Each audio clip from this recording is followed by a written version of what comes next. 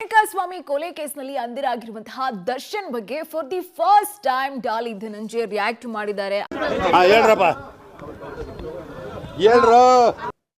ಮಾತಾಡೋದು ಅಂದರೆ ಏನು ಮಾತಾಡೋದು ಅಂತ ಈಗ ಅಲ್ಲಿ ಒಂದು ದುರಂತ ಆಗಿದೆ, ಒಂದು ಜೀವ ಹೋಗಿದೆ, ಒಂದು ತಪ್ಪಾಗಿದೆ ಅಂದಾಗ ಓಕೆ ಅಣ್ಣ, ಆ ಮನುಷ್ಯನ ತಂದೆ ತಾಯಿ ಮುಖನ ನೋಡಿದಾಗ ಅಥವಾ ಆ ಮನುಷ್ಯನ ಹೆಂಡತಿ ಅಥವಾ ಆ ಮಗುವ ಭವಿಷ್ಯ ನೋಡಿದಾಗ ಖಂಡಿತ ಬೇಜಾರಾಗೇ ಆಗುತ್ತೆ ಯಾರಿಗಾದ್ರೂ. ಸೊ ಕಾನೂನಿಗಿಂತ ದೊಡ್ಡವ್ರು ಯಾರೂ ಇಲ್ಲ. ಏನು ನ್ಯಾಯ ಸಿಗಬೇಕು ಆ ಜೀವಕ್ಕೆ ಆ ನ್ಯಾಯ ಸಿಗಲೇಬೇಕು. ಅಣ್ಣ ಇನ್ನು ಇನ್ನು ಇನ್ನು ಏನೋ ಬೇಕಣ್ಣ.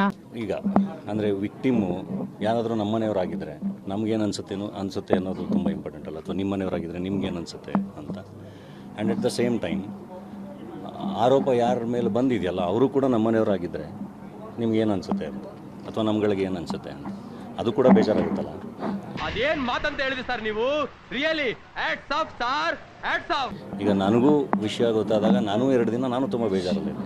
ನನಗೂ ಯಾಕೆ ಹಿಂಗೆ ಆಯಿತು ಅಂದರೆ, ಒಂದು ಕಡೆ ಆ ಜೀವಕ್ಕೆ ಸ್ಪಂದಿಸೋದಾದ್ರೆ ಇನ್ನೊಂದು ಕಡೆ ನಾವು ತುಂಬ ಪ್ರೀತಿ ಅಭಿಮಾನದಿಂದ ಪ್ರೀತಿಸಿದವರಲ್ವ. ಸೊ ಅವರ ಹೆಸರು ಇದರಲ್ಲಿ ಕೇಳಿ ಬಂದಾಗ ಡೆಫಿನೆಟ್ಲಿ ಅದು ಕೂಡ ಬೇಜಾರಾಗಿರುತ್ತೆ, ಅದು ಕೋಪ ಬಂದಿರುತ್ತೆ.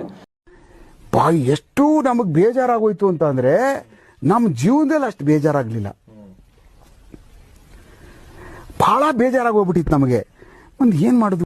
ಸೊ ಇಲ್ಲಿ ಯಾವುದನ್ನು ನಾವು ಜಸ್ಟಿಫೈ ಮಾಡೋಕ್ಕಾಗಲ್ಲ. ಆ್ಯಂಡ್ ಎಲ್ಲದಕ್ಕೂ ಕಾನೂನಿದೆ, ಆ ಕಾನೂನಿಗಿಂತ ದೊಡ್ಡವರು ಯಾರೂ ಇಲ್ಲ. ಕ್ಲಾಪ್ಸ್ ಹೊಡ್ರಿ, ಸುಮ್ಮನೆ ಕೂತಿರಲ್ಲ. ಸೊ ಅದ್ರ ಮೂಲಕ ಏನಾಗಬೇಕಾಗುತ್ತೆ, ಅದು ಬಿಟ್ಟು ನಾವು ಏನು ಮಾತಾಡಿದ್ರು ಅದರಿಂದ ಐ ಥಿಂಕ್ ಏನು.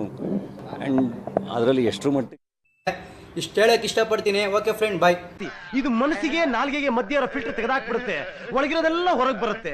ನನ್ನ ಪ್ರಕಾರ ಇದೇ ಗಾಡ್ ದೇವ್ರೇ.